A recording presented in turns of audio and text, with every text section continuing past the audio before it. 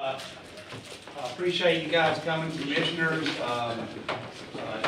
It's somewhat different last year. I don't know if you remember, everybody had their own table, we were closed.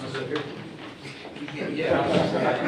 Last year everybody had their own table. This year we're in a little different situation back to where we were 2 years ago. I wanted to say a big thank you. Mr. Allen gives me a hard time always about saying this is the best day of the year to me. It is my favorite day of the year because I go back, this is my 9th year here, and I wanted to be a superintendent of the school system where commissioners and board members would interact with me and would interact with each other. And so it's a very pleasing sight to see you here at a table all the way around. I know that doesn't happen everywhere. I told Mr. Allen and Mr. Friday the other day, we were talking, I said, this summer I was speaking to a class at NC State, and two great former superintendents, Michael Moore, who was state superintendent, Bill Harrison, who was in Cumberland for a long time. He was several places. He went to Alamance and did interim and went up doing the permanent job for a while. I have a lot of respect for both of them, and I was talking to future superintendents, and we were talking about HR and how it affects the HR role of the superintendent, and I made some comment at some point about, you know, I love our board and I love our commissioners, and both of them said, what? I don't know if I've ever heard a superintendent say that, but I do, and I do respect when you call me. Obviously, I talk to board members, and there's times when they call me and we have to talk about some things that maybe we don't want to talk about, but we do. And same thing with commissioners. I have very, very fond memories of before we got our supplement movement. You know, there was a couple of years we tried and we couldn't get it moving. There was tough times. I have very fond memories of what commissioners said along the way to me, and that doesn't happen everywhere. That doesn't happen. Commissioners encouraging things about our budget doesn't happen in all counties. So I do feel fortunate to believe our commissioners are friends of our school system, and Mr. Johnson, I didn't see Mr. Massey come in. Where's Mr. Johnson? He'll be here. Okay, I appreciate you guys coming, your staff. You guys always work hard to help us and try to address our needs and our questions. So I also want to take a moment just to introduce our board members. We have Mr. Cook, our chair, Mr. Biggs, vice chair, Mr. Boyles is with us, Mr. Sink, Mr. Cutler cannot be with us today, Ms. Farlow, and Mr. Burgess. So appreciate y'all. I know that it's not easy being a board member, and it's not been particularly easy the last 20 months or however long it's been, but we're going to keep moving forward, and a sign of moving forward is how we're sitting today instead of how we were sitting last year. I also want to take a moment. My leadership team has gone through some transition, and I introduced the leadership team last year, but the way the room was set up, I don't know that the introductions really had much of an impact because everybody was kind of looking this way, and we were all trying to make sure we were meeting in person and doing everything we could to not be a part of things that were going on causing spread of COVID. But Kathy Waddell, Assistant Superintendent for Curriculum Instruction, in her 2nd year. Andrea Haynes, Assistant Superintendent for HR, is in her 3rd year in the role, if I remember right. Todd Lowe, Finance Officer, he's been here since before my time, and there's 3 finance officers. There's 3 finance officers in this state that I respect dearly, and one of them is Todd. One of them I had in operations, Marty Trotter, and then obviously there's a guy I worked with for a long time named Art Winters. And I'll be honest with you, if I got a question, those are the 3. They're the best there are. So Todd, thank you for what you do. Todd gives the hard answers that need to be given when we can't do things, or if we try to do something, how we have to do it. So feel very fortunate to have been around those 3 during my time because I learned a lot from them. Dale Brinkley, Executive Director for Operations, been with us a long time in technology. Whereas Dale, he's next door to me now, so Dale gets the reverberation of, he's probably learned that there's some phone calls, he's like, oh, I think I better walk down the hall or whatever, but Dale was a great teammate. Been watching Dale for years prior to the position opening. Edwina Ashworth, Executive Director for Student Services and Driver Ed. Edwina was a very successful principal for us 2 places, middle school and high school. Done a great job with Larry Chilton, Executive Director for Maintenance, Facilities, and Transportation. I'm not sure Larry knows what he got into when it started snowing, but we have fun. If you can have fun at 4 o'clock in the morning. Not many people were messing with us at that time.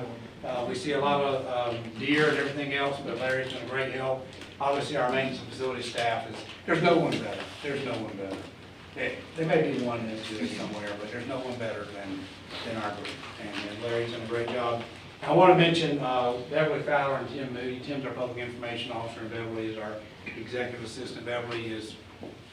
Tim was not here when I got here, and the board allowed me to add that position. He's been very valuable, helped me learn a lot about Randolph County, as have many people, but and Beverly's the best. She's the best I've had as in that role in my career at a school board, central service level.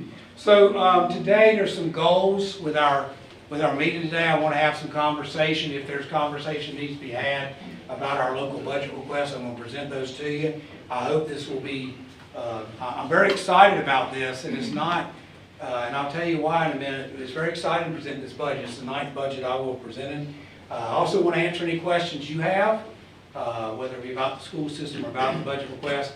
And then this is important to me. And there's some things that have happened in the last 20 months that in some ways I sit back and I think, well, was this the right thing to happen at this point in your career? Because there are some things, some engines that will have to crank back up.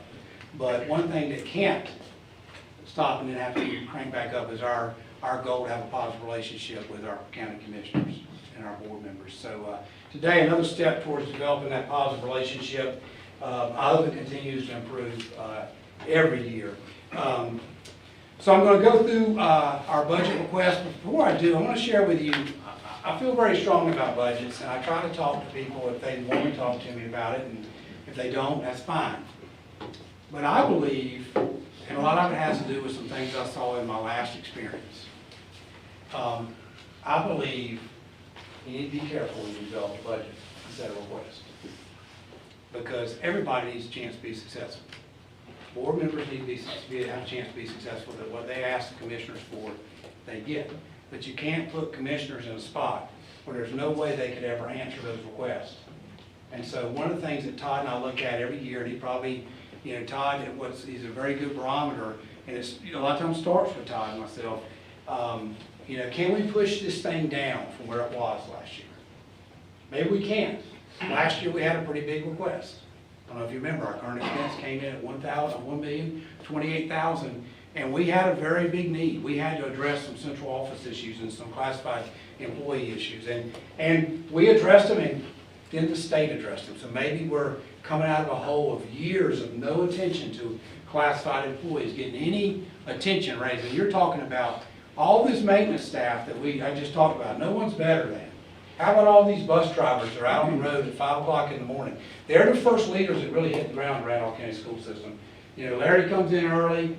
Wendy Anderson, best transportation director in North Carolina. If you haven't met her, someday come by, and she is wonderful. She is wonderful.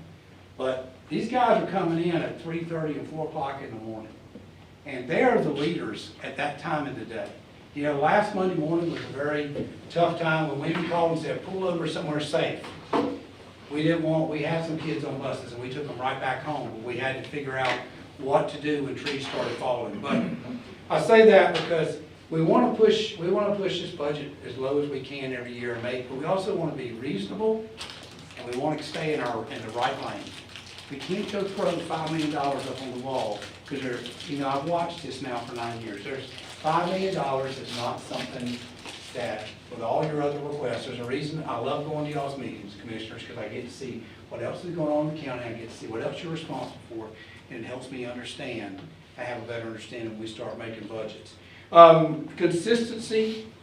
If you look at our budgets over the last 9 years, I tell people when they ask me what I think about budgets, don't go put down budget requests, and when you don't get them, they never see them again. Because if I'm a commissioner, I'm thinking, well, was Gainey just shopping and trying to see if he could get something? Did he really need it? And now all of a sudden the trust starts eroding. It's not a shopping spree. So if you look back at our 9 budgets, you'll see things that have consistently appeared. If we didn't get them, we worked at it. I'm going to tell you something. We worked at technology for a long time, and that was just something that we finally took out of our list. But I'm going to tell you something exciting. Just a little sidebar. We got 600 Chromebooks free of charge from emergency connectivity money several months ago. Shane, what was about 3 months ago, right? $113,000 cost us $0. This is Kathy and Sheena, that whole group over there. Michael Sugg, he's a director of technology. I see Michael over here, Sheena, Trina and Scarlett, they're in here. Okay, at that same time, we got 800 Chromebooks, $338,000 worth of Chromebooks. Zero cost to Randolph County School System, because we had staff members who believed they put that application in, it may come back good. Well, Sheena Creech tells me after those two announcements, she says, hey, you need to know I put in another application. Okay? This one's for 2,000 Chromebooks, right? And that was about 2 months ago. And we just learned we got 2,000 more Chromebooks to the tune of $1,003,000. Is that right, Sheena? You only showed me that number one time, I remember big numbers. $1,003,000. So we have gained 28 Chromebooks this year because staff cared enough to keep looking and keep trying to maximize our dollars. So, Mr. Fry, we talked about the technology and we just couldn't get it done, could we? And so I'm excited that look what's happened. We tried and we've been pushing the state hard. But there's an example of something we did take off of our request. So I want to pass out something today, and we're going to go through this. I'm going to try my best to give you some information, hopefully make it more understandable. You know, Beverly and Mike, can we grab one of them and make some more copies? I forgot. I wasn't thinking about everybody sitting out there. Everybody needs to see them.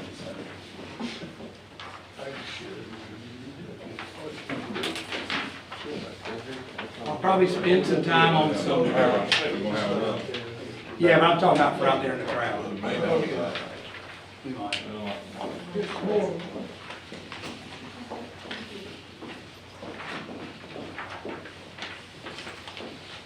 So I'm very excited with this budget. We have one current expense request this year and one capital outlay request.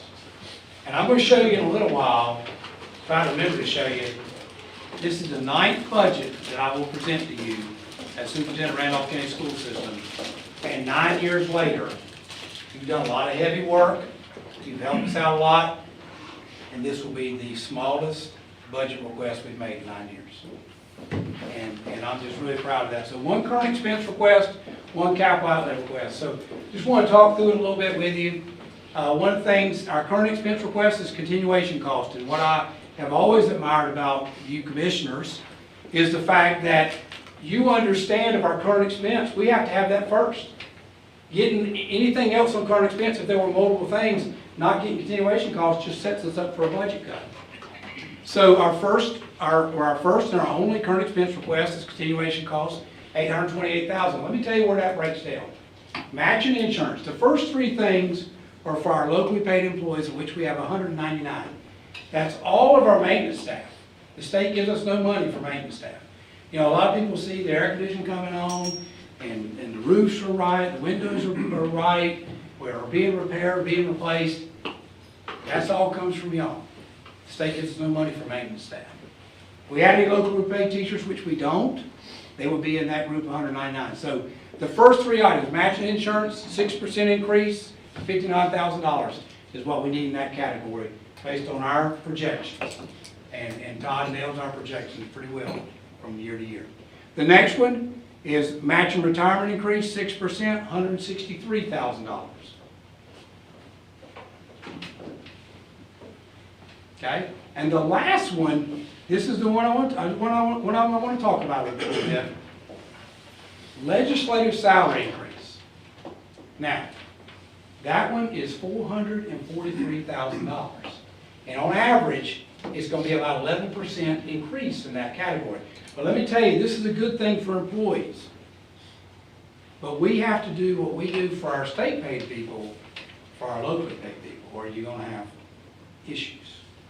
So, this year, for 21-22 in the budget, a good thing. Everybody got a 2.5% raise, or got taken to $13 per hour, whichever one was better for me. Now, a lot of certified people are already over $13 an hour. But that's good. Whichever one was better, they got it. Next year, 22-23, same things in the budget bill. 2.5% increase, or to $15 an hour, whichever one's better for the individual. So now, when you hear that, there's a lot of individual work that Todd Lowe and his staff are doing with individuals. We have 2,301 employees in this school system, and Todd Lowe, basically, they're having to look a lot at individuals, one by one, to make sure they got it right this year, and they will next year. But that's where that $443,000 is coming from, because there's a big lift there. But when that big lift hit this year, we had it pegged, and you helped us. We had that funding ready to get us to 2.5% or to $13 an hour. So that's our locally paid employees, and as I mentioned, you know, if you want to see what that money does for you, we have the best HVAC team anywhere. I mean, they're wonderful, and you name it, plumbers, carpenters, guys working on roofs, whatever you name it, we've got it, and they're the best I've ever seen. And what I love is, you know, you go out, and like this morning I was coming in, and there was 2 trucks in a row headed out the same direction, and who knows where they were going, but those guys were ready to go, and it was early in the morning. They don't waste time, they work hard, and it's a great group down there, so we gotta keep taking care of them. Now, the next item on the continuation cost is charter school growth. And I want to just show you a couple of things about charter school growth. We've talked about this before, and there again, I think back to Phil Kemp, somebody I had a lot of respect for. I tell this to people, the first time we had this little meeting, a commissioner named Phil Kemp asked me a question about charter school growth. And that night when I got home, I thought, hey, no way he nor anybody else understood that explanation I gave for why we're asking for charter school growth money. But I'm going to give you 2 reasons why we asked for this. All right, we think we're going to lose about 50 more students to charter schools this year, this coming year, 22-23. 21-22, we lost 45 more. That's not a problem. There's a right educational setting for every kid. I believe that. My children have been fine in public school. They've been fine. But I know some parents who homeschool, I know some have done private school, I know some have done charter school, and I respect that. Whatever they think is right for their child. But it's not a one-for-one dollar like some people think it is. And I've enjoyed working with Dr. Costelli down there, who's now the superintendent, so this is not a negative to them. The law says when they leave to go to a charter school, they take with them an equivalent of student expenditure and local money. And this year, when we lose a child to a regular charter, a brick and mortar charter, we lose $14.79 per child. Now, what I do appreciate our legislators have done is the virtual charters. There's 2 of them. One's called North Carolina Virtual Charter Academy, and one's called the North Carolina Connection to Cyber Academy. Sometimes they call it cyber. This dollar figure has stayed in place for about 9 years. It has not changed. You know, this is if they go to a charter, a virtual charter, 1 to 2 state virtual. Does it say $7.90? $7.90, and that hadn't changed. And there was a lot of pushback when they were talking about moving that up a couple of years ago, and we said, why? What's the additional cost? I mean, you're not, no lights, you're not, you know. So the legislators have held there on this. This one has continued to go up. Last year it was $13.79. The year before it was $13.16 per child. That was the year before. So you see it's continuing to go up. Okay?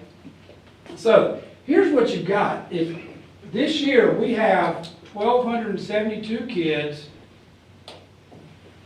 in regular charters and 62 in virtual.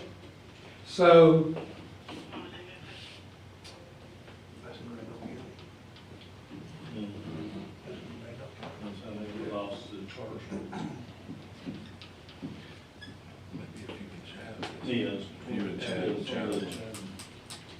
I already hear this conversation. So here's the kids in regular charters. 1,071 of these kids go to Uwharrie. 201 of these kids go out of the county. Okay? But we have lost, this totals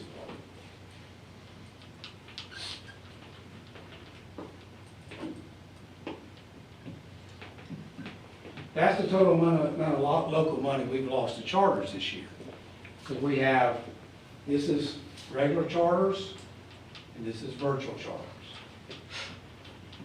So we've lost 48,980 to virtual charters total for those 62 kids, and 1,881,288 to regular charters. Now inside this number, you need to know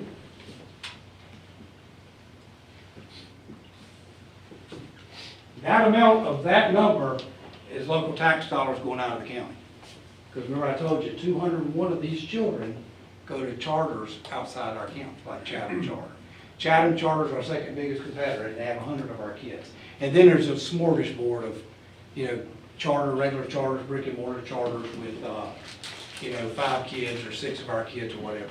We currently have 1,334 kids of ours in charters this year that would be with us, have our address. So why do we ask for this charter school growth money? There's 2 reasons. Back to explaining to Mr. Kemp when he asked me that question. When we lose kids to a charter, it's not dollar for dollar. Because here's what happens. Okay? Todd leaves out of Miss Brown's class. Mr. Burgess leaves out of Miss Smith's class. Miss Haywood leaves out of a whole nother school. But when we lose about 24 kids, whether it be a makeup of elementary, middle, high, or all elementary, or whatever, the state pulls back a position. But when they come from all these different places, don't leave the same classroom, we can't just go in and take that position back. And we know to do that will be very detrimental. I mean, can you imagine, well, parents, this is your year to lose a teacher position. We've lost 24 kids in the system, and none of them came out of your child's class. We're going to take that position, we're going to divide your kids up. That isn't how school works. And y'all know that, and our board knows that. And we have to keep things going. So essentially, the state pulls a position and we have to absorb it. Keep out of school, because by the time all that happens, it's probably about day 40, isn't it, Todd? So now, go reorganize the school after day 40 and see how much fun, or reorganize local schools. The other piece that people don't realize is I'm a homeschool child, or I'm a private school child, and I decide I want to go to the charter. I've been doing this private school, but I heard this charter school's got a great high school program. I'm going to go there in high school. And they have one of the addresses. Remember, every kid in this school, in this county, has an address assigned to Ashburn City or the Randolph County School System. So a private school, homeschool child decides to go to charter, has one of our addresses. They come by getting state and local money from us that we didn't have to begin with, because they were on the books. So there's another little budget hole. So that's why that charter school growth money is so important to us. We've got, it seems like it's slowed down, Todd, we can look. 4 years ago, I think we lost 400 plus kids, 450 some kids. It was a surprise. That was when Uwharrie opened K4. It wasn't a surprise that we were going to lose a good number. I think the number went a lot higher than we thought, because 435 of those kids went to Uwharrie. So, kind of settling in, but I don't think it's ever going to go away in our continuation costs, okay? Now, the other thing we've talked about, charter school growth, then we have our insurance amounts. Todd's projecting, looking at what he's seen this year. Just so you know, we pay about, our insurance premiums, that's a pretty good chunk, $1,079,810. All our insurances together, we pay about $475,000 a year in workers' comp insurance alone. Property insurance, $241,000. So insurance is a big deal, and the state gives us no money for it. It's a lot of local money. So we're projecting a 5% increase on insurance, and that's about $54,000. And then that last one down there, gas, fuel, energy, water, garbage, the utilities, $35,000. That continues to go up from year to year. So any questions about any of those? Those are our continuation costs, and that's all you guys did. And anybody who's listening or watching, what has happened to our supplements starting with 16, 17, you know, I'm sure somebody can take issue with me and say, what are you talking about? I can say, I tell you what I'm talking about. They hadn't moved since 07, and they've been moving. They've been moving. And then, oh, by the way, we did a special supplement for central office administrators who hadn't had anything in years with y'all's help. I talked to a guy and remember last year you did an extra 0.25 for classified employees. You remember, I don't know if you remember that. Our classified supplement's gone from 2.5 to 3.75. It's moving. Everything's moving. Our high school principals are 12% now. Our teachers are at 6%. It's moving. You know, some people want to say, well, it's not where this one is at this school system, but I can point to a lot of systems where it hadn't moved in years. So, you know, Mr. Fry, I appreciate that. I mean, I don't know how many times we went to breakfast. We started that first time I asked for 1%, and Mr. Allen, we had this conversation, 1.2 million for 1%. Without, there again, that's hard. And we came to a, what about if we move it 0.25%? I remember one day you called me and said, we were talking about, we got to at least move it 0.10%. I still got it on a whiteboard in the office area. And I thought, we got to keep it moving. I don't know if you remember those conversations, but those were exciting to me because what I was hearing was, we're going to do whatever we can to get it moving. We believe in trying to help keep these employees here. So, our continuation cost, $828,000. That is the lowest amount of current expense we've asked for in 9 budgets. It's the lowest. The next lowest was $986,000. So we're bringing it down, and that was 2 years ago. We're going to continue to try to stay in our lane best we can. Last year it popped up a little bit with that supplement request and with the extra supplement request in addition to the 0.25%, and we appreciated y'all's help there. Any questions about current expense? That's the one side of the house. Any questions? Yes, sir. I do have a question on the energy, water, garbage fuel increase. How in the world are you getting a handle on what you're projecting a year out? Looking at the trends looking at trends over time. For instance, even with the matching insurance and matching retirement, we look at, you know, I've got a chart from what do we project in 16, 17, what to come in at, where are we missing, you know, Todd will come to me even with those benefits and say, well, we missed here on retirement, but hey, we have more set over here, so it's going to be a wash. So we're constantly looking at trends. For instance, tonight we do a quarterly budget update with the board, and tonight Todd will talk about it. And one of the things we know is we're looking at, in that quarterly, we're looking at how much of the budget have we already spent, what percentage, and we're, this time of year, we're saying, hey, we haven't gotten through winter yet, you know, and so we're watching trends. That's the best. You know, to me, it's quantitative research, but it's also a qualitative when you're looking at that trend. That's the best we can do. We don't have somebody, we would love for somebody to say, this is what we're going to set y'all at next year, but and sometimes just like this year, we had matching insurance, we thought it was going to go up 4%, it went up 11%. But we had enough in the projected matching retirement, it didn't go up, we had enough to cover. So we watched that very closely.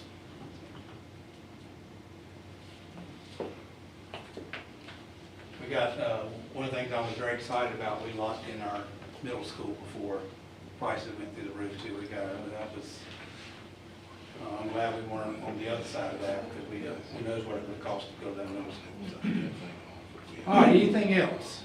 Anything else with continuation costs, current expense?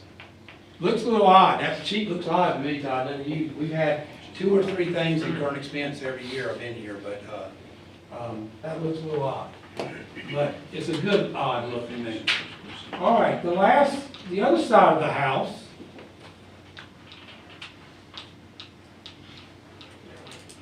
The other side of the house is capital outlays. Now, there's only one request in capital outlay, and I'm going to talk more about this a little bit tonight when we talk about 9-year plan. The 9-year plan is one of the more exciting things I've been around, and I've had a chance to just watch it, monitor it, work with staff on it. Larry's group's led a lot. Dale's working very closely with it. Obviously, it was in Marty and Dale. Marty and Larry worked on it a lot for the previous first 5, 6, 7 years. But this is one of those consistency things. Okay, so we went along, and many people don't know how this started. People don't realize that in 13, 14, there was $0 for the 9-year plan. We got our capital outlay money based on ADM, and that's what we had. And you guys got behind this 9-year plan, and it became something really special for the Randolph County School System. So, I don't know if you remember, Mr. Fry, but that first year, we had $450,000, and you guys gave us another $250,000. And that was for 14-15, that was the first year of the plan. So we went in that first year with $700,000, and we didn't know where we were going, but we felt like we had some momentum, and you kept saying, kept encouraging. Well, the next year, people don't realize what happened. Some people don't. The county commissioners came along with $500,000 more.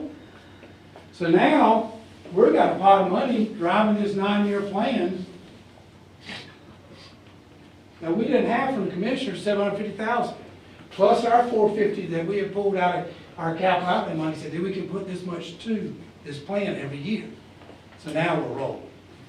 Okay, and then we went, so this was, I think this was 14-15. It was, I'm not thinking, I know it was. This is 15-16. This is for year 2. That was year 1 of the plan. That was year 2 of the plan. So we went 3 years and didn't ask for any capital outlay money. And we started watching, and Larry, I know Larry and staff were watching, and we started seeing prices. Some of our estimates were not where they were coming a little higher. We went 3 years and asked for 0.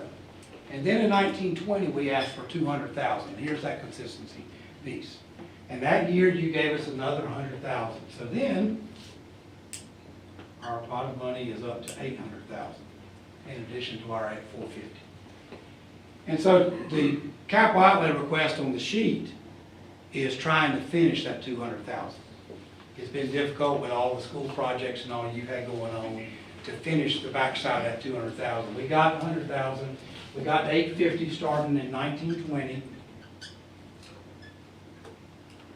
And so that $100,000 is to finish that request.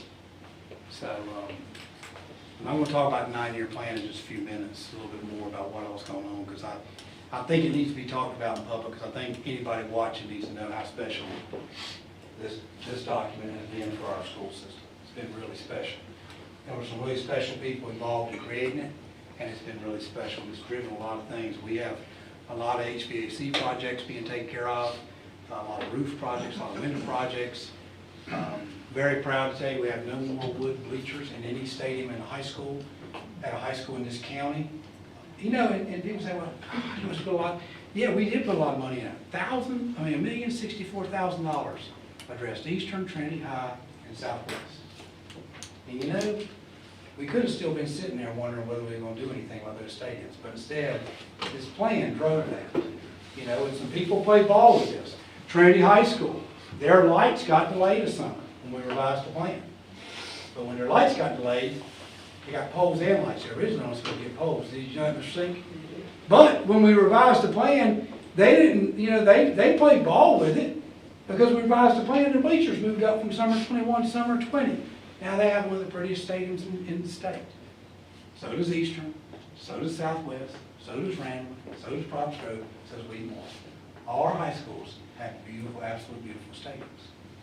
And there's no questions now about, are we getting the wood checked on the wood bleachers? Not there. We had those many times being inspected, and the questions, did you really inspect them? Well, we inspected them, yes. They were safe, but it's nice to see them gone anywhere.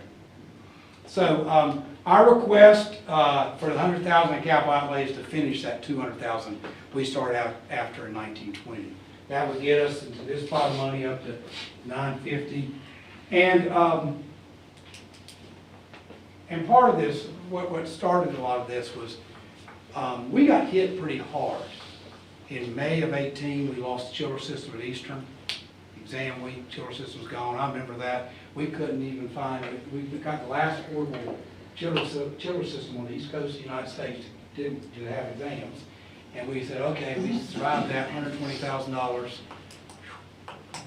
And we moved some stuff around because we had to fix it or replace it. And then we get to July of 18, and all of a sudden the chillers aren't working around high school. And that's what led us to revise the plan that we revealed to you in January 19, and I'm going to talk about that in a second, which was starting in year 6. So, any questions about the capital outlay request? You know, I would like to just say, I think when the commissioners, because I'm going on back, and I know Darrell and David, before we had a 9-year plan.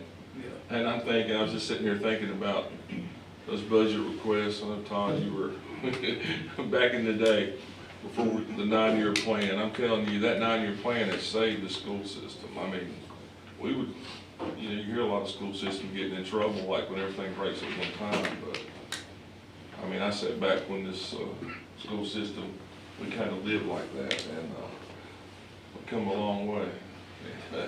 Don't you think, Darrell? Sure have. Well, it has been a shot in the arm. You know, I love to see the results year to year about, you know, how much what percentage of different projects have been completed and all. It's been really neat. And to Larry's credit, we've looked at roofs differently, Larry, and we look at sections of roofs now instead of trying to replace that whole roof if we don't have, you know, so it's just, our staff has done a lot of neat work on that. But I credit our staff for coming and saying back about, what was it? I guess, Larry, it's about June, after we got past the Randall High chiller issue, there was some serious discussions then about, we don't have any HVAC in this plan. And this may be the tipping point, because when we replaced the chillers at Eastern and the chillers at Randall High School, went and did a little check. What's our next youngest chiller? 11 years old, Wheaton High School.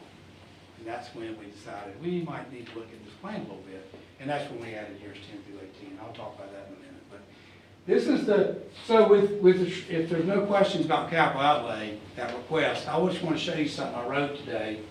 And this is one of those moments that I'm really proud of. And you know, I'm sure that a lot of people can say, I don't know, let's be proud about that, but I'm proud that the work of the board and the commissioners has put us in a position that 9 years later, we could have the lowest request. I don't know what next year's gonna look like, we don't know. But to go 9 years and see it come back, that's what we need next year. That's what we need. You know, it's you know, you can have there might be other things that pop up, but right now, what we need next year is that. And that's a big difference from that. That was year 1. That's when we were trying to kick off a 9-year plan. And then in here somewhere, this is probably, that was the year we first put the supplement on the table. Remember, Mr. Fry, 16, 17. So $1.2 million of that year was that supplement request. It was $1.2 million for a whole percentage point. If I remember right, I think that's what made that up. That was a pretty big number.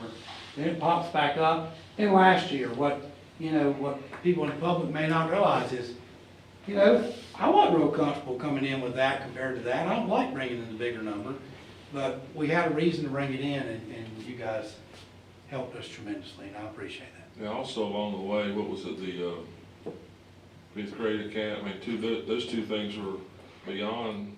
Yeah, the 5th grade academy and UR Ridge, that was $585,000. It was, one was $185 Randleman and $410 at Uwharrie. Uwharrie, we just talked about in Kathy, we have 480 students there. Last year it was a middle school, we were down to 339 and worried it was getting ready to go under 300. Done a lot of work this year, trying to continue to work on the schools of study that are there. We have 480 kids there this year, and that's a big difference. When you've got a school built for 650 and you're sitting there on only 300, we're getting back the other way. And we know our challenges out there. Our challenges are, you know, you don't want to leave seats open at a beautiful school like that, but if we hadn't done something creative, it would probably disrupted the community, because there are several communities about mandatory reassignments, and you know, there's a flow, ebb and a flow in this business too, in my opinion, and that was one of those times, Kathy, we need to figure out another flow out there, didn't we? And we're working at it. We're working at it. It's not where it's going to be 5 years from now, but it's surely not where it was in May of 17 when there was only 339 kids there either. I'm really proud of this. I'm proud of that, and so I'll stop the budget presentation part with that. Any questions about any part of the budget request? All right, I want to pass out something else to you today. I want to pass out our most up-to-date 9-year plan. And Todd, just do the rest of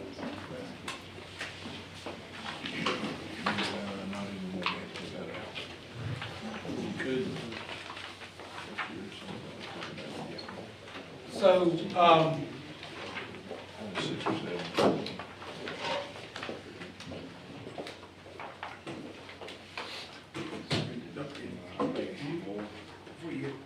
I'm curious, like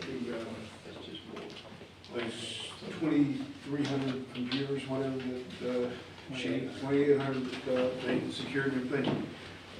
So, whatever it is, the life of that, 4, 5, 6 years, whatever the life of that's, how were you gonna replace that, Well, in that time? this will probably be, Shannon gonna find some more money? Yes, he's gonna find some more money. But knowing how they operate, they're looking right now at what the ages and things we have here already, you know, and what comes out. They'll, hopefully this refresh, we're up to 17,500 Chromebooks. And right at 5,000 laptops, desktops. So, we're really beginning to accumulate some, a good number of devices, but obviously when these come in, then they're gonna be identifying, what's the first to go out. We buy computers typically on a 3-year warranty, and after 3 years, Dale, correct me if I'm wrong, you're the technology guy, I don't see Sheena in here, Michael, I see Michael, correct me if I'm wrong, Mike, I just, look, they know when I start talking about my computer to come running, because they're afraid I'm gonna do something to it and take it apart or something, but Michael, when we get past 3 years, we're kind of on borrowed time, can we find the part? And then here's the issue, if you find it, you may not want to pay for it, right, Michael?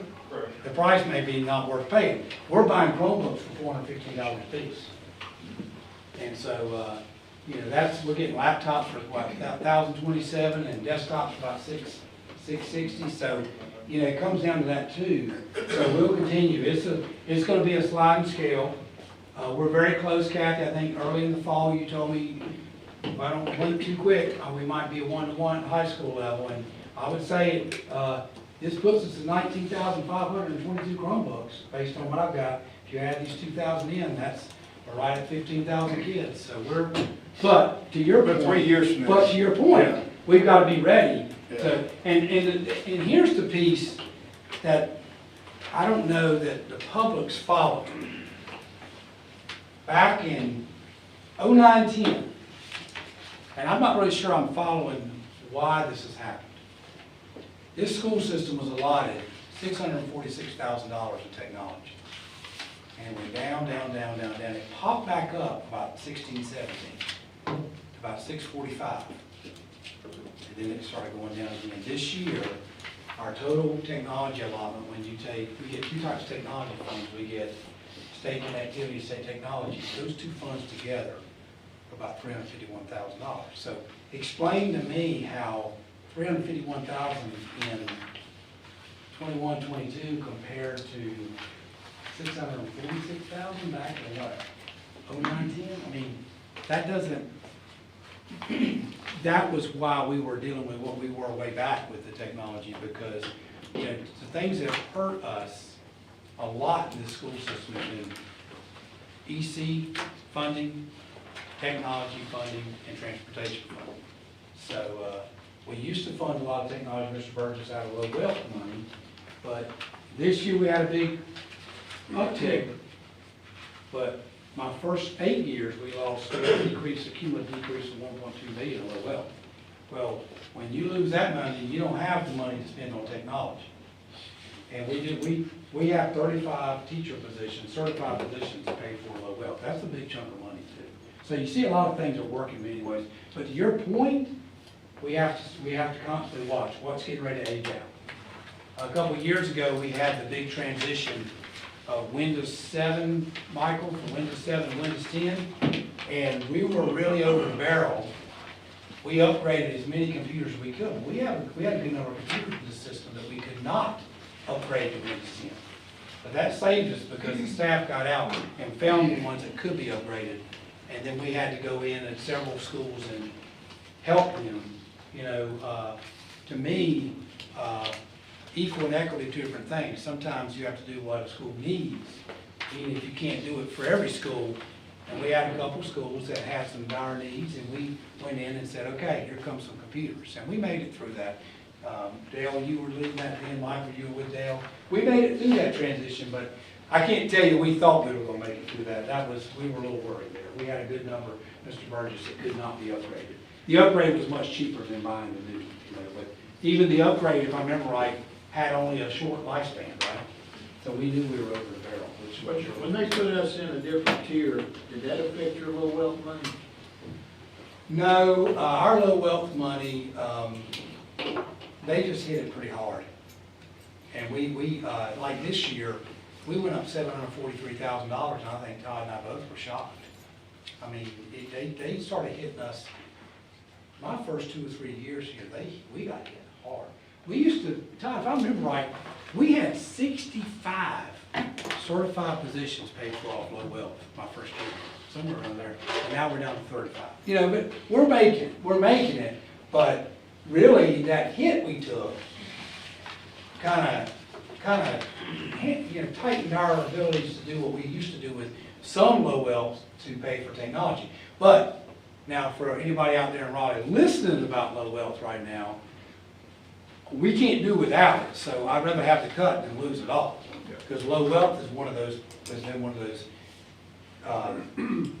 leveling things for us, just like there's small school money, small school system money that some school systems get. So I'm appreciative of what we got. I was excited to see it go back up this year, because that's the first time we've seen it go up. Todd, go ahead. Yeah, our ADM, the county's effective tax rate, and the county's level of funding all play into that formula. So, and there's like, I want to say there's a like maybe a 3-year window that they go by. So rolling average kind of? Yeah, something like that. So there's quite a few things that go into it, but yeah, to my knowledge, changing tiers doesn't affect it. And then one year, I remember, I know I was quite upset, and I sensed Todd was too, because we thought that rolling average, all the work y'all had done, and we found out something didn't count toward that. And I think we thought some of the capital money would count towards it, and is that, what is that? I can't. There was remember. something that we just were like, oh wow, when this thing rolls through, our low wealth can go back up, because all the work y'all had done, and something didn't count in that formula, we didn't, so. But we, you know, we couldn't do without the low wealth, so if there's a legislator out there listening, please don't cut that formula out, we gotta have it. And I'm glad to see it start going back up, so. So, I want to look at the 9-year plan just a little bit, really proud of it. Year 1 of the plan was 14-15. We're well past that now. We've done a lot of work. We finally, we worked, I don't know if you remember, early on in the plan, we were going to do water sewer at New Market. It was in year 2. We kept bumping it down, trying to see some community developments come along and maybe get that price down. We revised the plan in 1920, which was year 6 of the plan. When we revised it, we went in and we put roofs and HVAC in about every year. It seemed like a lot of years, guys, didn't they, Larry, at that time? We were in trouble. And so we revised 6 through 9. That was in January of 19. And we also added years 10 through 18 to it. So what this all started, the revision started with, I told you about the Eastern and Randall Chiller issue. We had a couple projects that came in. You know, we had 135 set aside for Eastern's bleachers, and they came in at 187. We had a window project at Archdale Elementary. We had 52,000 set aside, and half the windows came in at 36. So we started seeing some costs, actual costs compared to our 4-year estimates changing, and that's what led to the 1920 request for 200,000. But I mentioned a couple of things we revised. Trinity High School got bumped back 1 year for their lighting, but they gained there because they got lights and poles instead of just poles. Their stadium is beautiful. It was beautiful before, but those new lights, Mr. Sink, I hope you would agree, those lights when they came on, made a difference. And then the bleachers, I remember the bleachers got bumped up, and I called the principal and I said, kind of got to start these bleachers now, we're not going to have them ready for football. And I said, can you do graduation with that side not being available? And he said, absolutely. So, you know, Brian Todd and staff at Trinity High made it work the summer of 20 to get those bleachers in, so really proud of that. The New Market Water Sewer Project, we got the water line in 1920, year 6 of the plan. We're going to wait and see where the sewer line needs to be inserted. We kind of pulled it out because we don't want to, we're just going to see some things develop before. We don't want to be running sewer lines for miles. So we waited on the water line and worked well at New Market. And the last thing you might see on the, one other noticeable change on the plan, year 8, if you haven't been out to Eastern Randolph, go out and look in the auditorium.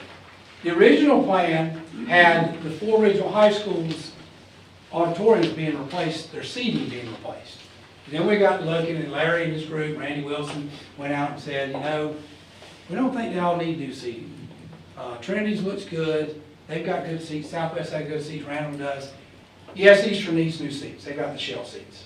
So this summer we replaced their seats. But what we changed when we revised the plan was we changed, everybody was going to get upgraded lighting in their auditoriums. So that's on year 8. And if you look through, there's a lot of door replacements, roof replacements. You know, and things may change over time. We've got a long way to go. This plan goes out 18 years. We're in year 8 now.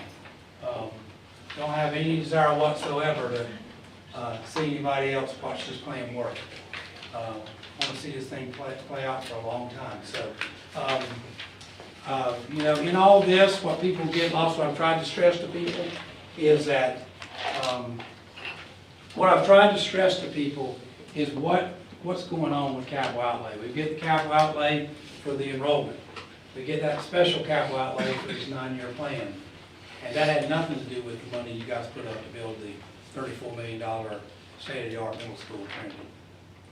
So a lot of things have been going on capital-wise, and very excited. When we started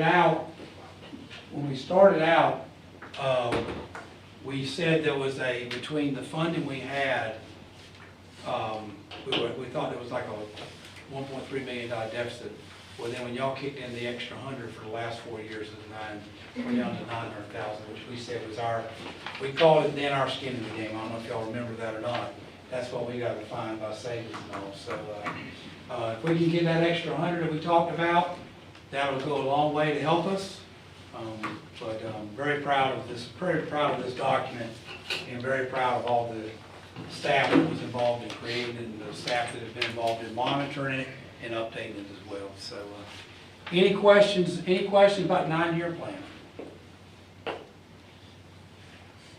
And if you look through there, you'll see some pretty neat stuff that's happened. But obviously, people may not see roofs as much as they do. I mean, there's cooking lab around the high, the redone the cooking lab at Eastern High.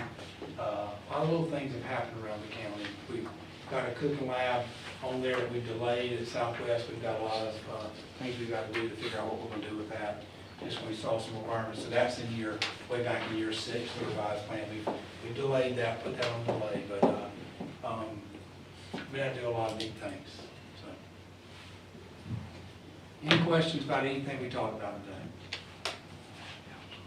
Any questions for, we've got staff here, we've got leadership team, any questions about anything going on in the school system that may be on your mind? Our virtual academies rolling, I think we have 181 students in here, Kathy, is that right? We're doing, it's a new direction, but I think it hit the spot a little bit with some concerns with what's going on out in society with COVID, and so that's our 32nd school. We've been able to fund that through our ESSER monies. Yes, sir. Dr. King, I know we've got Trinity Middle School taken care of. I'm just thinking down the road, I'm assuming that'll take care of any new school needs for the next 4 years, I'm assuming. But what would be, 3 to 5 years out, what, from the county standpoint, from our board, what we'll be looking at the next big thing, I guess, so to speak?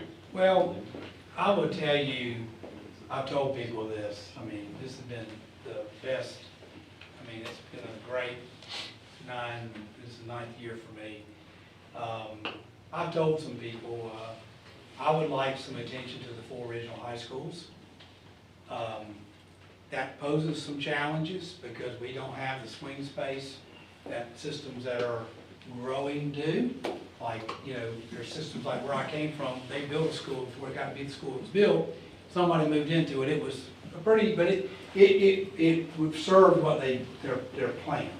I would like Randall High School, Trinity High School, Eastern and Southwest to get some serious attention.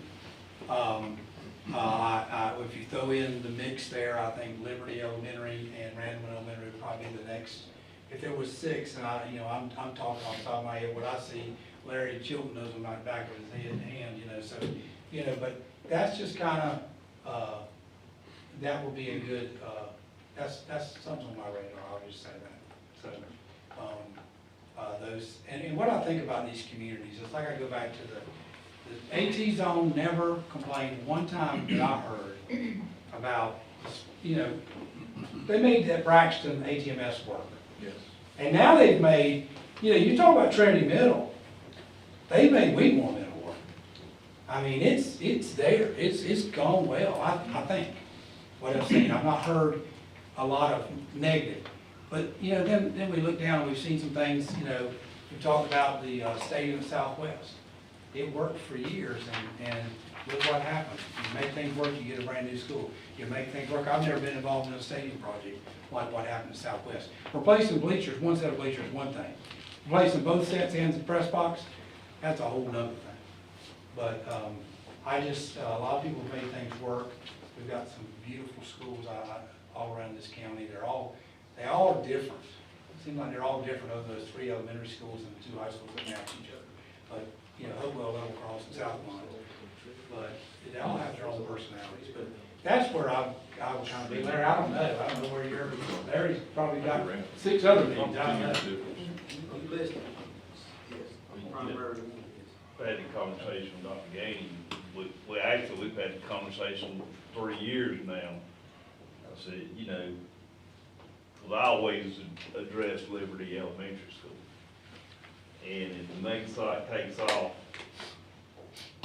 that's where you're going to have to look. I mean, you look at the elementary school over there, and that school's been built on, 3 times? What's the capacity, what's, are they, where are they with the rules? So I know that my son lives in Charleston. Once the Volvo plant got one down there, they built their own school, they built their own post office, they built their own zip code, they built their own fire department. I mean, and every time I go down there, there's building more and more. Capacity is 568, and it's like it's 75% full. That may be, that number right there is off of October. What about Northeast Middle? 74% full, 660 is capacity. And remember, when we do capacity, we don't count trailer seats. It's only, when we give a capacity on a school, it's only permanent seats. The appetite for the eastern part of the county, the other day, people are wanting to buy land right now, they're wanting to buy farms, they're ready to develop, so it's going to be. Let me ask you something, Brian, you can probably answer this better than anybody. Yeah.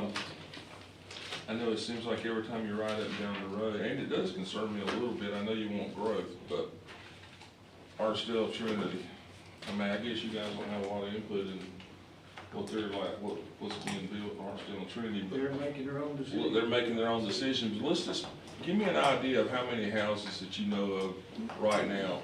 They're gonna overcrowd our schools with what they're gonna do. I think DR, Horton has 25 or 2,600 themselves proposed.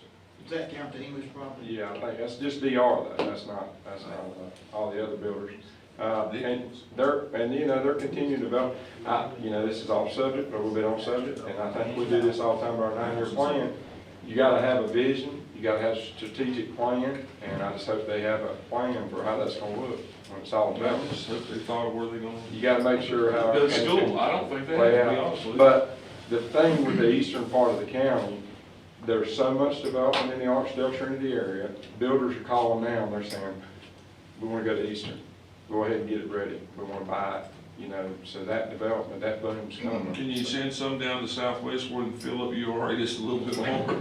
Hey, it's beautiful there. And as timing could not be better, we're really proud of some things that have gone on in all schools. We work, you know, Eastern, Susan Chapel's done a great job there, and tonight in my comments, I will be saying, they just were named as one of 2 lighthouse schools in the state of North Carolina. I don't know if y'all remember last board meeting, board members brought them as a nomination, and I had a call on the 20th of December that they were named, so they'll be recognized for a lot of things going on there. Was it February 4th, Kathy, in Pinehurst? I think it's one of 2 lighthouse schools in North That's Carolina. awesome. And I think, to y'all's Couldn't be a point, better time. it's gonna be important to have good quality facilities, because if not, they're gonna take them to private schools, they're gonna do their own schools. We're gonna have to make sure that, I mean, they're gonna have the money, and they're gonna go where it's quality. And I know we're building quality stuff, but we gotta keep on getting. Without trouble. So, Mr. Allen, I hope I answered your question. Larry, I hope I didn't give you a whole new set of needs. But Dr. Jennings, does the Andrew settlement have any bearing on local funding or? I think there's still a lot left to be determined with that. There's some things that have happened since that ruling that make me wonder a little bit. We fell into the group that's going to get some money for a special supplement. And I think some of the urban school systems are very, I've heard some disgruntlement because, you know, the Wakes and the Charlottes and the Guilfords didn't get that. But there's and we're going to be dealing with a lot of that. That was pretty neat little development, in my opinion, in the budget of giving us to do more for our teachers.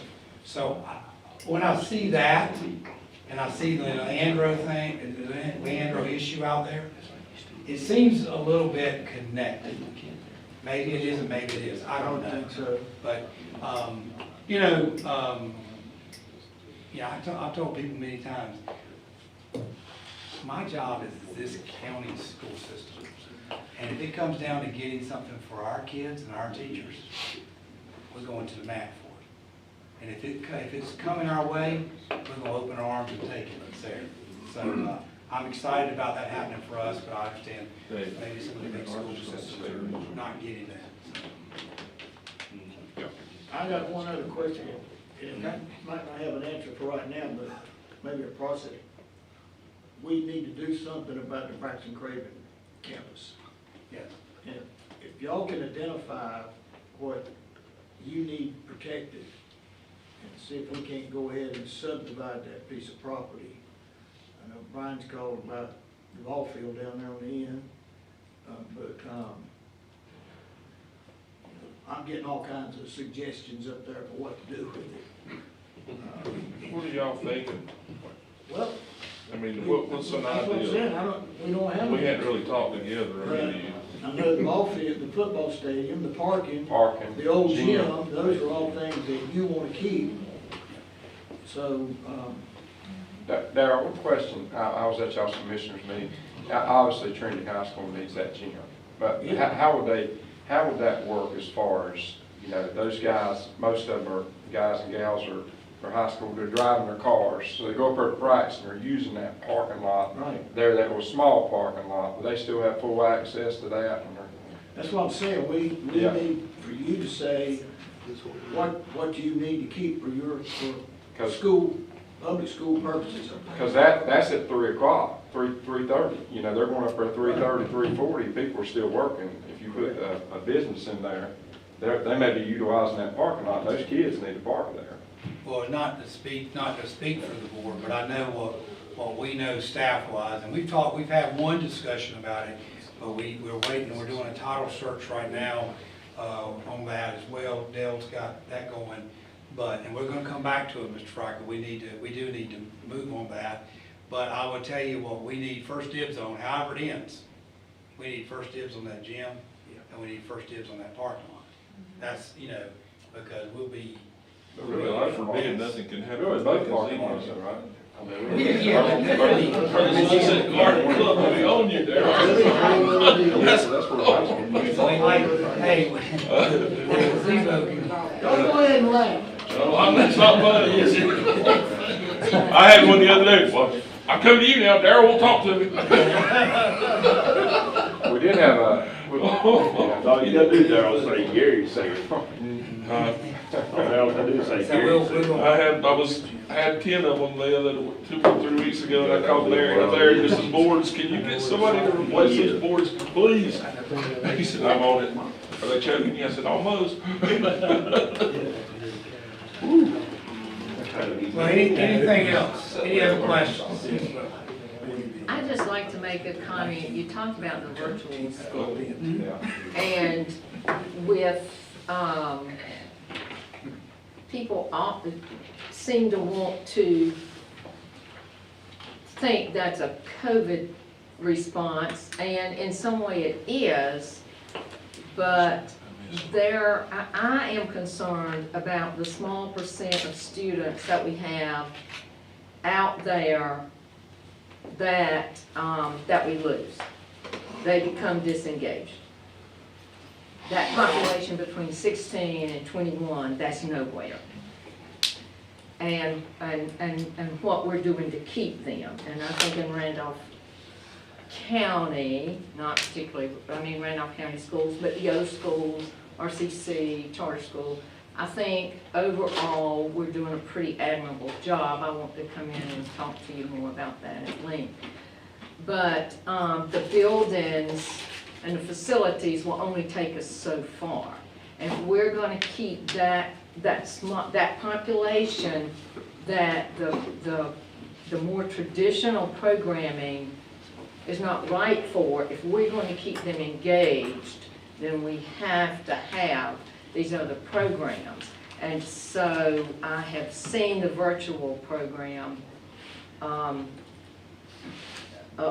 somewhat up close and personal because, as you know, my great niece is in it, my sister's child, and so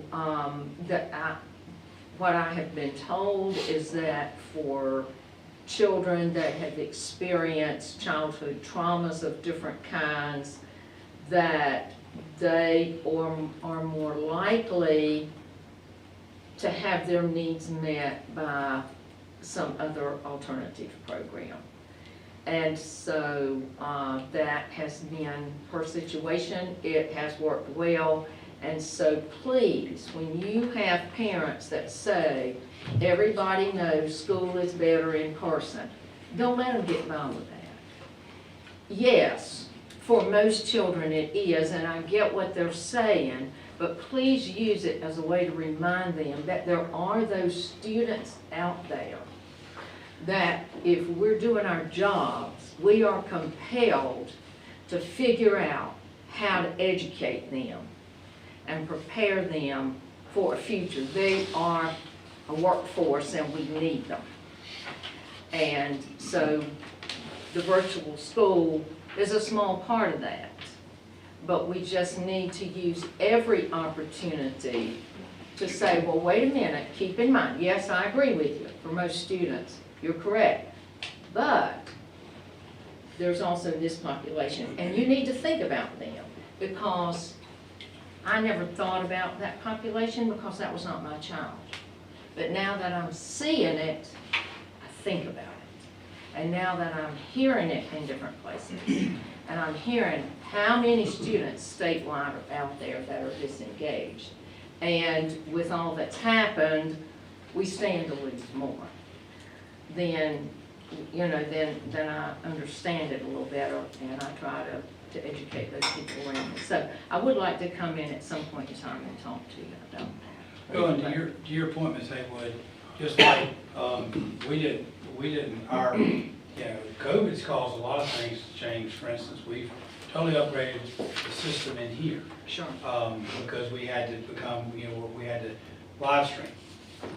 But also the idea of the virtual academy, what would have happened had we not had it? We probably would have lost 180 students, or possibly would have. Or so, and we Kathy, we know we'd have some kids who come back to us because of it.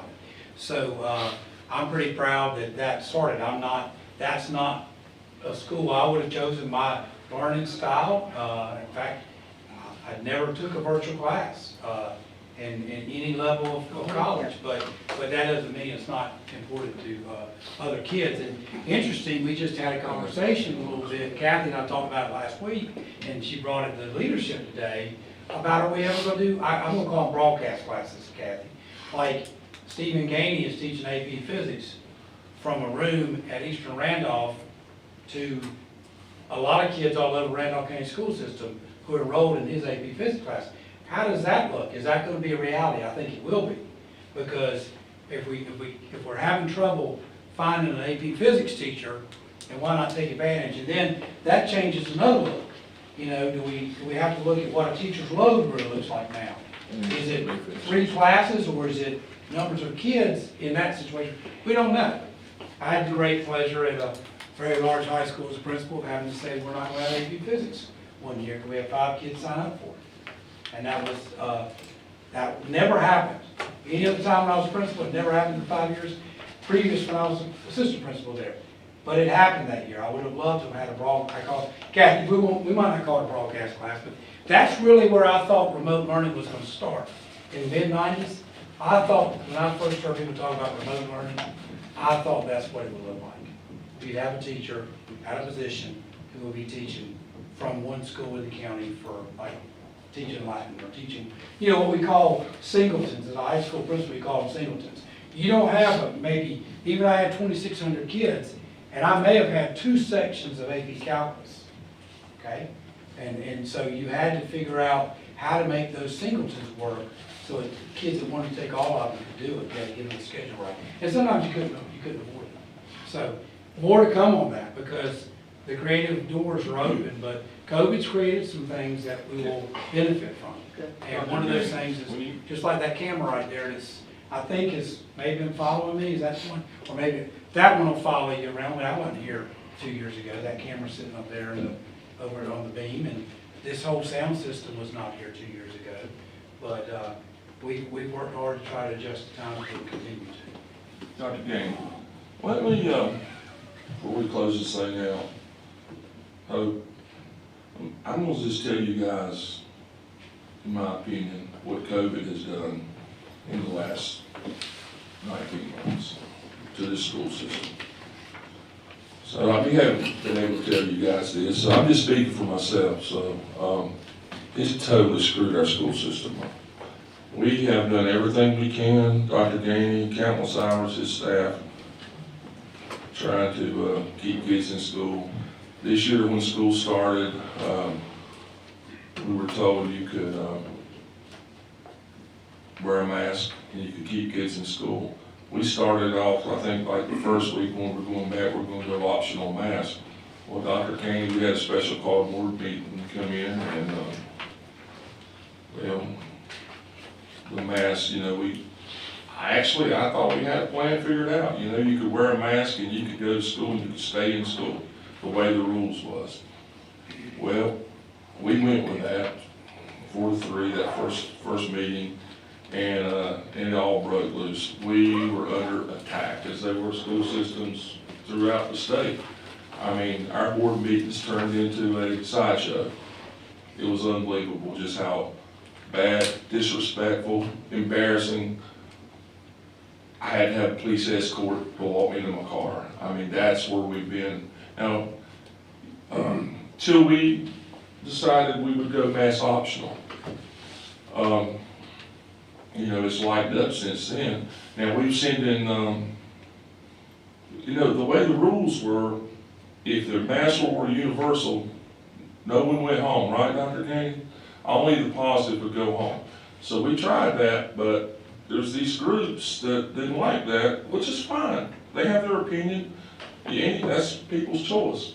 But people wouldn't wear the mask if you just said it's optional. They just won't do it. And so we went optional, and the numbers had come down, and you felt kind of pretty good about it. Then here we go. They go back up, and now we have countless kids going home again in quarantine. Now they have lowered it to 5 days. And you know, we had some, I mean, I said some stuff I probably shouldn't have said, and I apologize about the health department. I didn't know all the facts at the time. They weren't getting our email, so, you know, It wasn't, we did learn something positive out of that. The email was Worked it fixed. out. But, you know, we just recently, and I think Dr. Gandy, he could explain it better than myself, we, just last week, I think it started, or first of the year, we went to, this company that works with the health department. And they're out of Texas, maybe, I think, I don't know where they're out of, but anyway, it just didn't work. I mean, it's too overwhelming for them, nothing to do with the health department, but the numbers are too staggering for them. I mean, you had people, they were calling like, should have been called like last Tuesday or Wednesday. They were just getting calls yesterday or when it was time to come back to school. And he can explain, so he's had to take that back over because principals, it was just, he did a real good job looking after it along the way, his group. That may have caused part of it, but that's what people were used to. So he's basically had to take it back over because everybody seemed to be drowning. But COVID has really messed the school system up, and it's not all school systems, and we're doing the best we can. But you know what, here's the sad part about it. We did a resolution last month, and we were just wanting to send sick kids home. I mean, I get it, nobody's wearing a mask hardly out. It's hard to make kids wear a mask in school. When they go home and they don't wear them, they play, you know, out with other kids, and nobody has a mask on. How do you, it's a tough world. The only way it would ever work is if your leaders, your governor, you know what? It's hard for us to enforce something when the governor turns his head and they won't enforce it, laid in the school's lap. It's been laid in school boards' laps throughout all over the state. That's why our board meetings turned into what they did, you know. Nobody wants to take responsibility. The resolution, it went out all across the state, didn't it? The superintendents to pretty high ups in Raleigh. We got basically no results from it, nothing. No support, basically whatsoever. Maybe an idea, maybe we'll slip somewhere out, I don't know, but it's discouraging. We're doing all we can, but I mean, you might could speak. I just want you guys to know that the last 12, 15 months is being on this school board and coming in and you thinking your heart's in the right place and you know, you're trying to do the best you can. And we've been to hell and back, I'm telling you. And I mean, even down to the superintendent, I mean, totally disrespect him in this room. And I mean, whether you disagree with somebody or not, nobody deserves that. It's been a tough road. I mean, I'm glad it hadn't, I'm sure your meetings, but God knows I'm glad they hadn't made it. It's been tough. I just want you guys to know I'm just speaking straight for myself from the heart. There's many nights I went home and thought I wasn't gonna come back. I give up. And, you know, Mr. Cook, to your point, just so you know, we did try another direction last week and we've gone back to where we are. And got a team that we had put together, put part of the team together last year and then we added to it this year. But want to make sure it's very clear to anybody listening that, you know, I've had two great teammates do this in the health department. One was Susan Hayes, and she retired, and the other has been Tara Akers. So this weekend, I wish I had if I had 50 cents for how much time I spent on the phone with Ms. Akers, as I was getting worried by Friday, you know, and then even this morning, we were putting the final touches on what we were going to send out to the principals to get this thing back, and we got our team back in, and I just wanted to know that she's been put in a tough situation just like Susan Hayes was, and we're all doing the best we can. I had a parent call me today, and she was talking about different things we were allowing and not allowing, you know, activity-wise, and I just said, man, I want to remind you something. She was delightful. I said, we're all doing the best we can. It wasn't a playbook for this. And I remember where it all started. It really got really tough for us, and it was the first Friday of the first 4-day week in June of 2020. We did 4-day weeks. That first Friday, there was an exposure, a positive case, and that's when I was told that the employer had to be involved in contact tracing, and it's been a tough ride. But I wanted you to know that you're going to a health board meeting tonight, and you know, even yesterday, I texted Ms. Aker and I said, call me, and I told her, I said, we got to go. We've got they've been overwhelmed, the group that we were using that was connected to the health department. And I love them too. I had great conversations with them in the planning stages of going to them. So it's no discredit to them either, but last week was a tough week, and so, when it comes down to it, we gotta take care of kids. And so, I wanna say a big thank you to them, because those two leaders, I saw Susan Hayes today, I was riding up Dixie Drive, I guess it is, and she was coming the other way, and I realized it was her, she was passing, hadn't seen her in a while, but, it's been a long road, we're gonna get through it, and the reason why we're gonna get through it is because of the people in this community and even, what the individuals sitting around this table helping us, so. I just closed Mr. Fry and Mr. Cook with, a couple thoughts. We're gonna be transparent with you at all times. You know, I know some people, they wanna jump and say this and that, but we're gonna work hard to be transparent. We're not gonna play games. We're not gonna ask for things we don't need. Just, you know, if we need it, we're gonna ask for it. If we don't need it, it's not gonna be on the list, and we'll use every dime you give us wisely at all times.